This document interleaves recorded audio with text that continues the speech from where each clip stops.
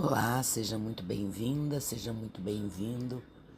Você que vai ler e meditar na palavra comigo hoje. Nós vamos meditar no capítulo 12 do livro de Juízes. Vamos orar para que o Senhor nos dê sabedoria e discernimento. Fale conosco através dessa meditação. Amém? Pai querido e Pai amado, graças te damos por mais um dia de vida, um dia na Tua presença. Gratidão, Senhor, porque as Suas misericórdias já se renovaram em nossas vidas. Querido Deus, abre o nosso entendimento, abre os nossos olhos, nossos ouvidos, prepara o nosso coração para receber a Sua santa palavra, que é santa, que é viva e que é eficaz. Essa é a oração que eu faço em nome de Jesus. Amém. Amém, irmãos? O capítulo 12 de Juízes é um daqueles capítulos da Bíblia que nos confronta com a realidade feia do coração humano. Depois de uma grande vitória contra os amonitas, o que vemos aqui?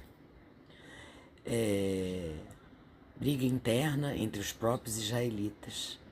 Em vez de celebração, tem disputa, ciúmes e até guerra civil.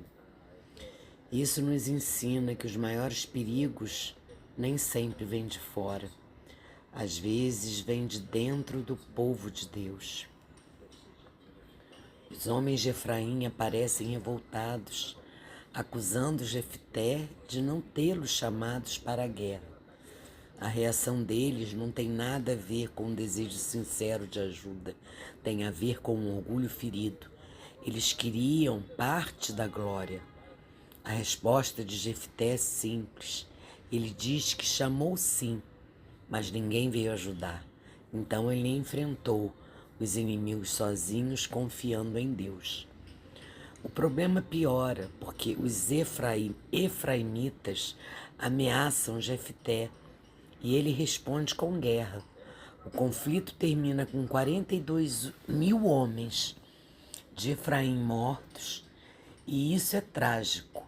O povo que devia estar unido acaba dividido e se matando, tudo por causa de orgulho e disputa por reconhecimento.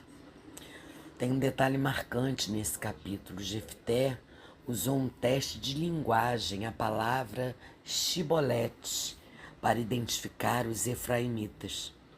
Quem não conseguia pronunciar corretamente essa palavra era morto. Essa cena mostra como as divisões internas podem se tornar cruéis, até mesmo por detalhes culturais ou regionais. A língua vira ferramenta de exclusão e morte. Depois da morte de Jefté, o texto menciona 3 juízes: Ibsã, Elon e Abdon. Eles nem têm grandes feitos registrados, mas suas histórias mostram estabilidade e continuidade no meio do caos. Ibsã teve 30 filhos e 30 filhas, casando-se com alianças amplas. Elon julgou Israel por 10 anos, e Abdon teve 40 filhos e 30 netos, que andavam sobre 70 jumentos, e isso indica prosperidade e influência política. Mesmo nos tempos turbulentos, Deus preservara a liderança em Israel.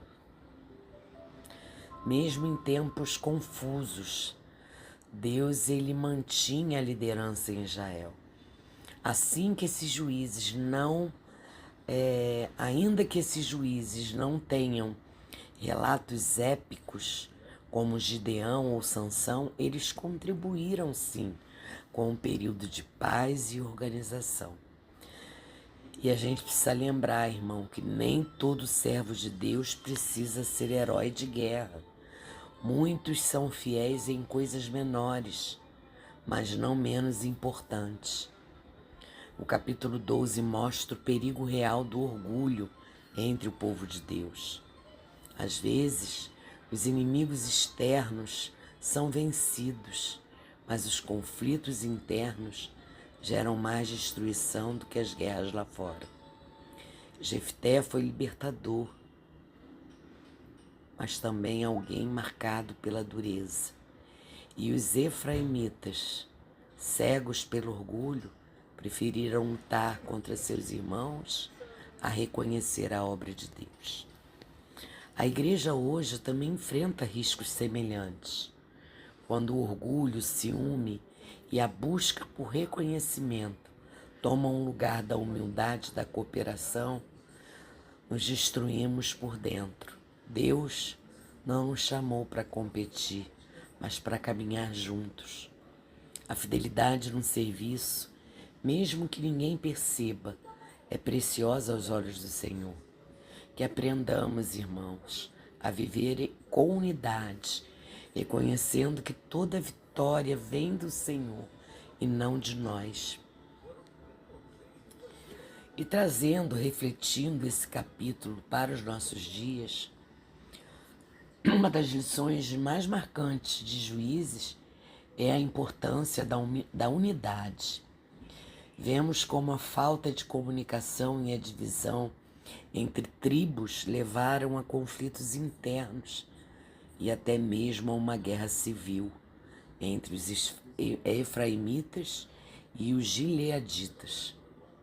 Hoje, em nosso mundo globalizado, a unidade é crucial, mais do que nunca, irmãos.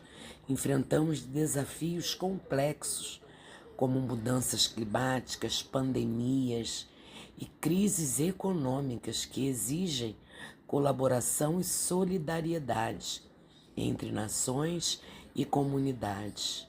Juízes nos lembra que juntos somos mais fortes.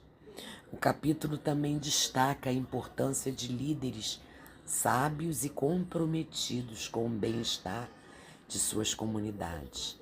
Líderes como Jefté, Ibsã, Eloã e Abdon, embora menos conhecidos, desempenharam papéis vitais em tempos de paz e estabilidade.